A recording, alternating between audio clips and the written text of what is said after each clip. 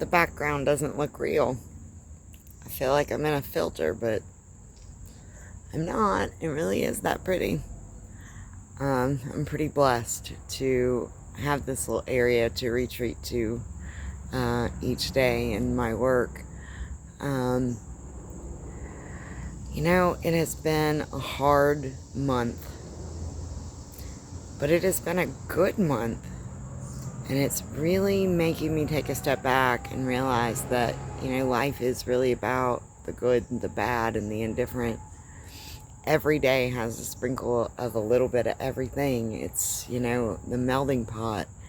What do you focus on? Are you willing to feel the sadness,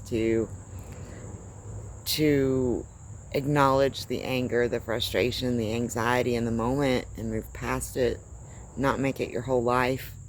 Are you able to enjoy and celebrate those moments that are good, or when things go right, or, when you have a big win?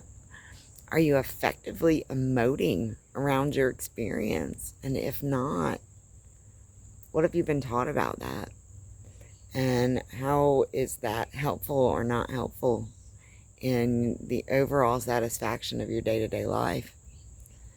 We don't realize that what we're doing right now, this moment, the way that we respond to a phone call, the way that we respond to something unexpected, the way that we are willing to enjoy and celebrate the good things, all of those affect the things that we're creating in our lives. And when we're constantly focused on what's coming or what's happened, and we're never really present, and we're just reacting to what's happening because we don't even notice that we feel upset, or we don't notice the anxiety because we're just trying to get through it.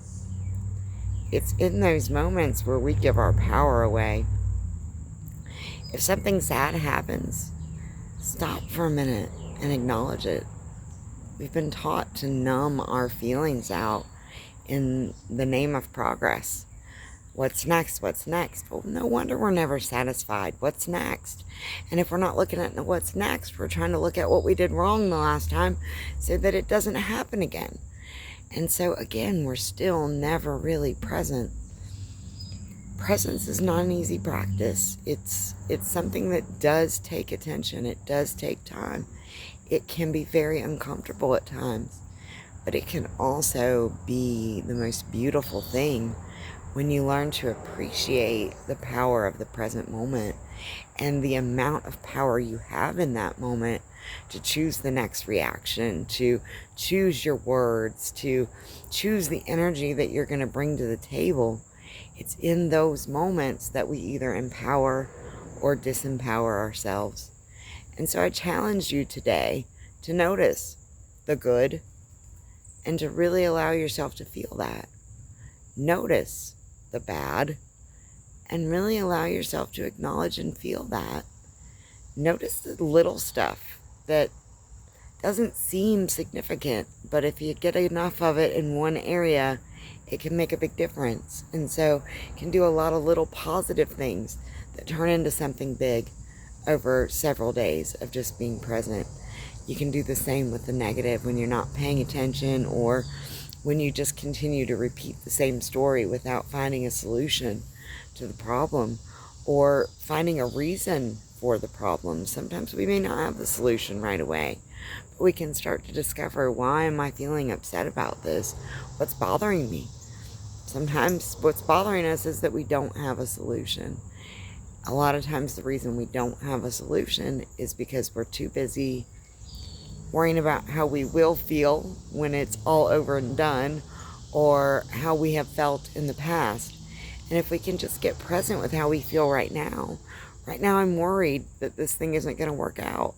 How do I comfort myself? How do I have a backup plan in case it doesn't work out?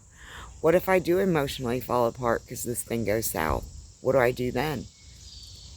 Better yet, what do I do if it goes right? And if I get what I'm looking for, and am I going to be able to live up to that? Have you planned? Do you have your ducks in a row? Are you excited about it? Or are you more scared or looking at the challenges? Where are you focusing as you move into something new or different? beginning to get curious about these things, asking questions, being present. A lot of times it's hard to catch ourselves in the moment. But when everything slows down for a second, when the conversation ends, when we hang up the phone, when we get out of the car, can we take a moment and go, whoa, that was a lot, and just breathe into it and notice what we need to do, whether it's process or release or open to something. Notice the energy that you're creating and how you're guiding that energy. If I'm feeling angry and I just go, oh, I'm going to have to get over it, on the outside, you may look over it. On the inside, there's this tea kettle whistling. And that's a very distracting thing. And so then when someone comes at you with something unexpected, they get burnt by the tea kettle that was already going off.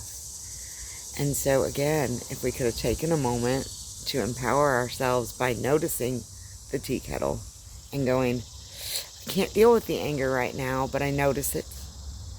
And I'm going to work to not allow it to affect how I respond to anything else. And maybe you say to that person before they can bombard you, I had a lot go on today, and so I'm a little bit sensitive. Can this wait a minute so that I can prepare myself? You know, sometimes asking for what we need can be the game changer. Kind of jumped all over the place, kind of just let things fall out of my mouth this morning. I think at the end of the day, the message is the power is in the present moment, and you wield that power. Doesn't matter if it's a good energy that's coming at you or a bad energy, or whether you're holding on to something good or bad. Simply acknowledging it and then beginning to get curious about it. When you acknowledge it, try not to judge it. Try not to say, oh, this horrible thing, I'm never going to get rid of it. That creates stagnance. It creates the inability to move. Instead, what is this? Does it have a name? Is it anger? What does it feel like? When I close my eyes and I envision it in my body, where is it? Does it have a color?